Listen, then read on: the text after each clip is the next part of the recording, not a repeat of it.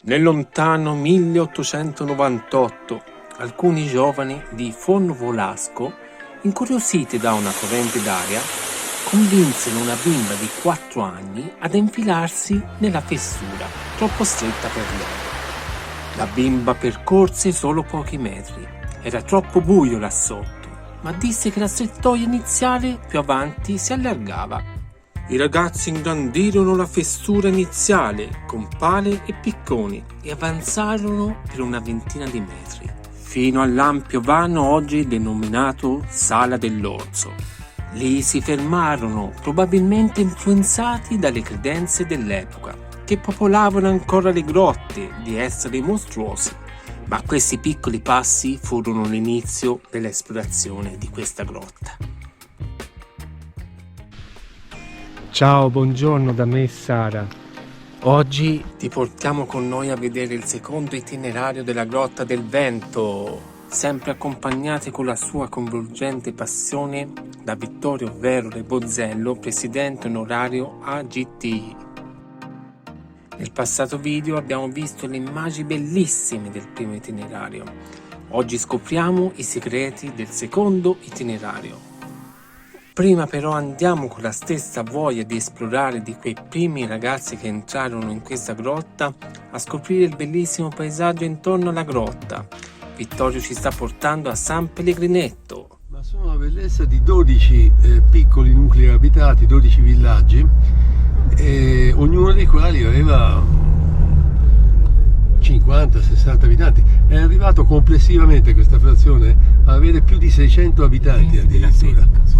Ora questi piccoli nuclei abitati sono quasi tutti abbandonati e gli abitanti in questo momento, che io sappia, sono 3 soltanto in tutta la frazione di San Pellegrinetto, cioè l'insieme di tutti questi nuclei c'ha 3 abitanti. Tra poco faremo vedere lo spettacolo che si vede da quassù. Io non c'ero praticamente mai stato in questo posto qui. Amo le Apuane, ma qui non ci sono stato, è bellissimo.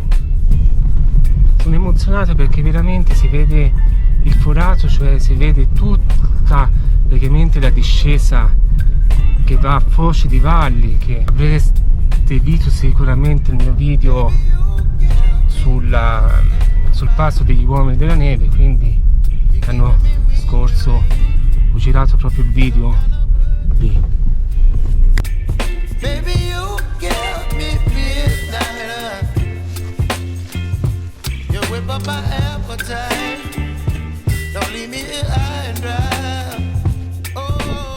Ecco, io a questo punto qui vi dico, potete andare per conto vostro, vi raggiungo, cammino piano piano. Allora, laggiù c'è Vergemoli, quel paese laggiù, e quelle là sono le cime innevate dell'Appennino. Allora Vittorio ha detto di andare velocemente qui dove c'è la croce, perché si vede praticamente la Grotta del Vento, il sole la sta illuminando. Ora Sara prova a fare la foto per vedere con lo zoom l'ingresso della grotta.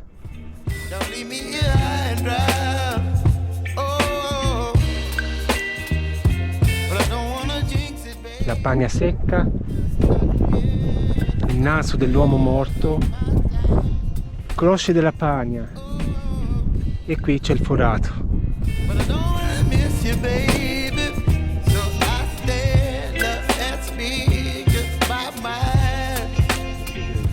Ora non c'è più il sole sull'edificio, si intravede il tetto. Sì, sì. Quella macchia. Sì, ha provato Sara con lo zoom. Sì. Io, guarda, ti ringrazio perché questo posto qui è unico, è unico. Francamente non c'ero mai stato, veramente c'ha una vista sulla Pagna che è una cosa bellissima. Sul forato, sull'Appennino. Sì, sull'Appennino, è bellissimo. Appennino, dietro a quel colle lì si intravede la cresta che va dal Giovo al Rondinaio. Non c'è un filo di neve, sono 1900 metri. Sì. E lì accanto quello che vediamo subito a sinistra è l'Omo, quello di 1840, anche lì nulla. Se non fosse per la vegetazione, diciamo, invernale sembrerebbe quasi di essere in una giornata primaverile, perché la Pania così scoperta da neve è veramente... Cambiano i colori ovviamente, Sì, sì. perché adesso è tutto uniformemente marrone, mentre invece in primavera e in estate è un'esplosione di colori. Possiamo darci l'appuntamento quest'estate, magari anche E tornarci sì. in una situazione Sì, completamente sì, diversa. Sicuramente dei colori bellissimi. Comunque quello che vediamo oggi è veramente eccezionale, perché ho quasi 80 anni, ma dopo le feste di Natale vedere la Pania senza un filo di neve è la prima volta che mi succede. Ora ritorniamo alla grotta. Nel frattempo Vittorio ci svela dei particolari del secondo itinerario. Sotto la Pania secca, cioè qui, ma tutto quello che c'è sotto quell'altra zona è ancora sconosciuto, non si sa nulla. C'è sicuramente un complesso molto grande di gallerie, di vuoti, però per ora non è ancora stato raggiunto. Quindi qui siamo alla fine del primo itinerario. Il gruppo che torna da questa parte, quelli invece che continuano sul secondo itinerario scendono fino in fondo. Qui siamo esattamente nel punto dove siamo arrivati nella prima puntata. Ora Vittorio ci svela un particolare sul movimento dell'acqua che ha formato questa seconda parte della grotta veramente impressionante. L'acqua che ha scavato questa galleria saliva, arrivata al valico traboccava di là. Quindi è stata scavata da un'assa d'acqua in salita. In salita? In salita, sì. Questo perché all'interno della montagna l'acqua scendeva da quote più alte, naturalmente. Ora continuiamo la visita. Con il tuo figlio, Sì, che ci farà da guida. sì, d'accordo. Ok, allora andiamo Dopo nella poi, seconda. allora in quel caso lì dopo li porti sul terzo. Li porti sul terzo perché là ci sono delle cose molto, molto spettacolari. Oggi potrebbe anche essere Un po' di cascata ancora. forse qualcosa Un di residuo della cascata. Vediamo se siamo fortunati. Buona passeggiata. Grazie. A dopo. Quindi praticamente facciamo il giro completo. Ovviamente sono da ringraziare perché Ci mettono a disposizione una giornata per permettere la realizzazione di questo video, pur non essendo visita programmata. esclusiva per questo video. C'è ancora rimasta la cosa. Quando l'abbiamo Dovremmo, in realtà l'abbiamo fatta ormai 3 anni fa, dobbiamo ancora è arrivare in cima e cima. disarmare. Il problema è che questa grotta Che sei, qui, speleologo? sì, questa grotta qui è un po' avara di soddisfazioni. Noi troviamo tante fessure che salgono, anche lì Sì. vedevamo quelle formazioni che sono dovute all'evaporazione dell'acqua, quindi sono delle formazioni che danno un'idea che di lì ci possa passare aria. E in effetti l'aria un po' ci passa, il problema è che non ci passiamo noi. Siamo arrivati in un punto dove stringe molto, avevamo finito il materiale per risalire, abbiamo detto ci ritorniamo un'altra volta, ma poi siccome ce l'avamo scoraggiati tutti e due che stavamo facendo l'esplorazione, 2 anni che ci dobbiamo tornare, non ci siamo ancora tornati. Vabbè, alla prossima. E quando saliva scavava. Ora ha usato il verbo al passato, ma in realtà da questo livello in giù l'acqua arriva ancora. Quando arrivano le grandi piene l'acqua può arrivare a salire anche molto in alto, fino a 61 metri dal fondo. E il punto in cui è arrivata più in alto è stata proprio qui, durante il 1996, c'è stata la famosa piena quella che ha causato poi tutti i danni a Fornolasco, a Cardoso. E dopo quella piena lì, noi in grotta non c'eravamo perché anche il sifone iniziale si era alzato, quindi non potevamo entrare, ma dopo quella piena siamo venuti qui dentro e abbiamo visto che in quella lampada era piena d'acqua. Quindi vuol dire che l'acqua era salita e era riuscita a tirarsi di dentro. Non aveva lasciato invece un livello netto di fango sulla roccia, perché poi qui l'acqua in questa posizione non è particolarmente fangosa quando arriva con le piene, mentre invece nella parte bassa può lasciare anche 20 cm di fango, una piena di grosse dimensioni. Certo. Impressionante.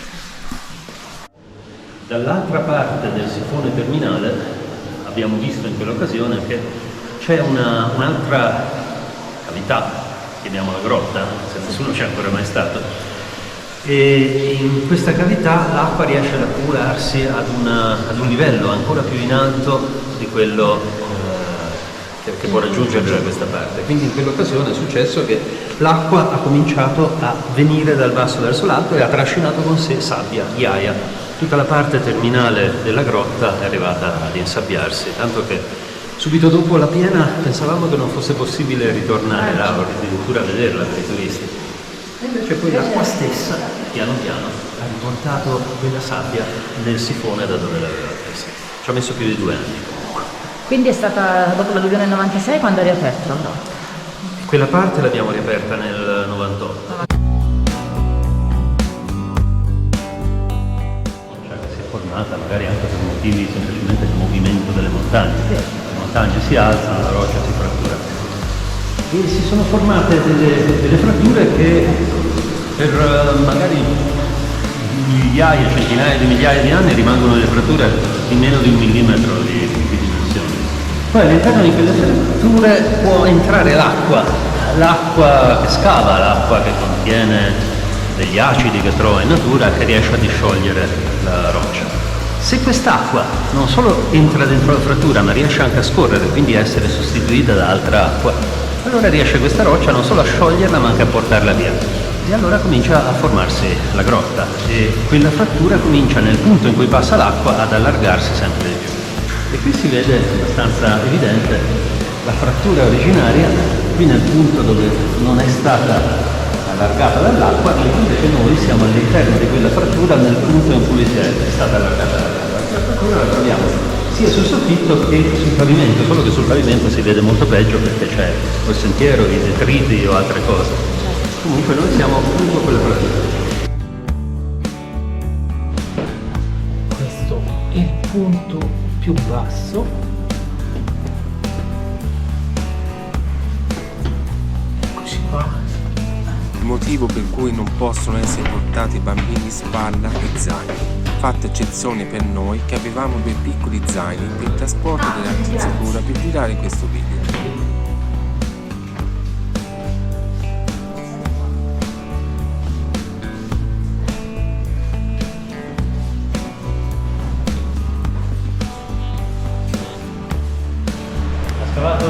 L'acqua del piene, quindi ha fatto la galleria della rotonda, l'acqua riempie tutto, saliva dal basso verso l'alto.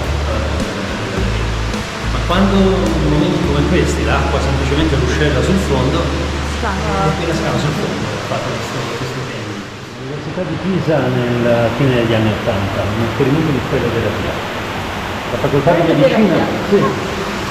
La facoltà di medicina, in particolar modo il Dipartimento di Idroclimatologia Medica dell'Università di Pisa, aveva deciso di vedere se funzionava questa speleoterapia che praticavano all'epoca nell'est Europa, in certe zone della Germania, cura di malattie dell'apparato respiratorio praticamente respirando l'aria aerea.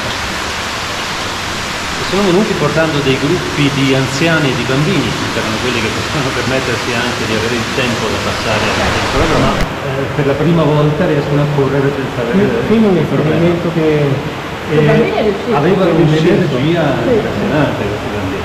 E così c'era da fare a riuscire a frenare questa loro energia. Comunque c'erano animatori che c'erano psicologi che li seguivano. Una cosa che comunque ha dato all'epoca grande soddisfazione. Poi non è stato proseguita come Quando è stata fine anni '80. ogni tanto mi sembra di sentire delle voci, ma siamo solo noi 3, non c'è nessuno dietro. C'è questo movimento d'acqua che ci accompagna in questo magnifico mondo sotterraneo. E spero che le immagini vi arrivano bene, perché è veramente bellissimo. Non solo immagini, ma le sensazioni che provi qui. Indubbiamente nel primo itinerario le immagini sono più spettacolari, ma quello che sento in questa seconda parte è indescrivibile.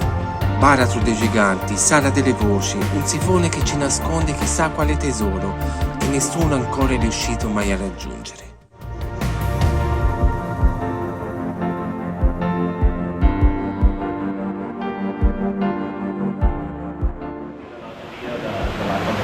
Quindi qui c'era acqua l'altro giorno. 2 giorni fa qua c'era acqua.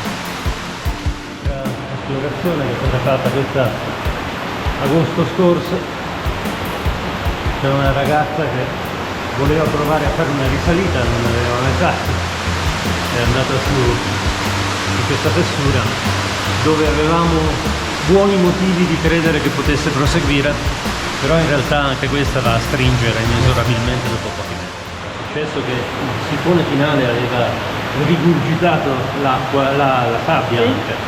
Questa sabbia è arrivata fino più o meno a quel livello lì, dove c'è contornante l'acqua. E qui in giù si camminava sulla sabbia, e questa sabbia già qui arrivava più o meno a questa altezza.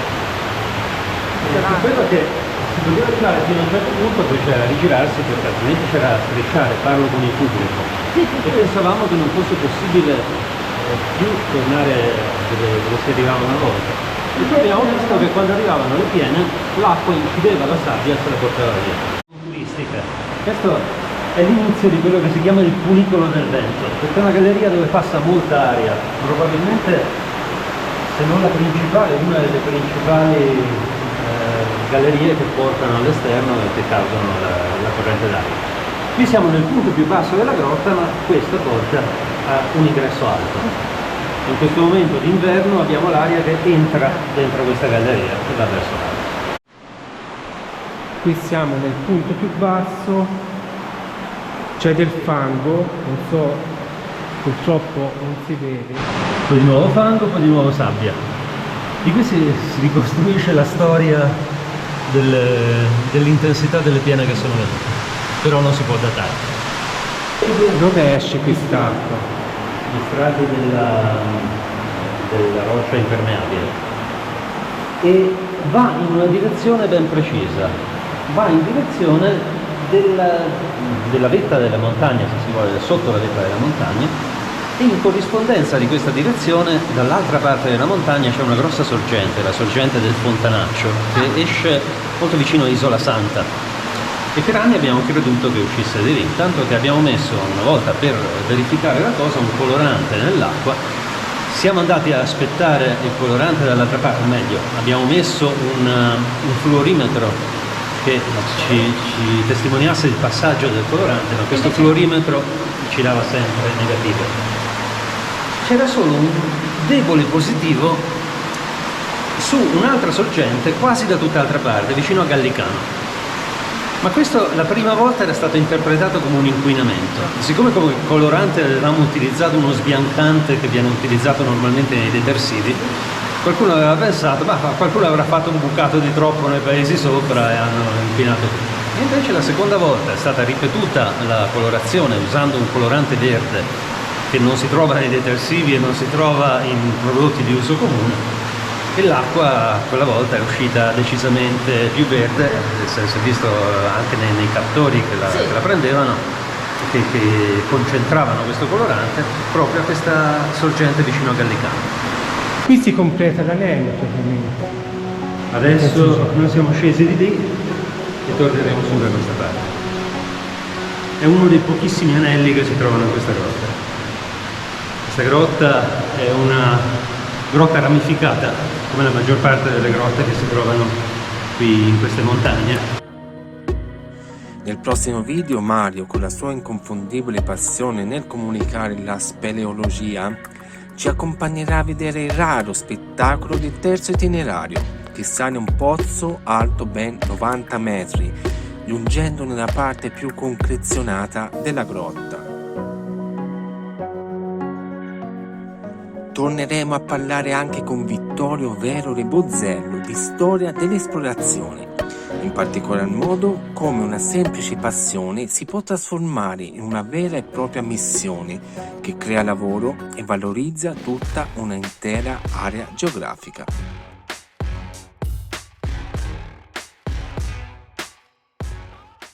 Per raggiungere la grotta trovi tutte le indicazioni alla fine del primo video.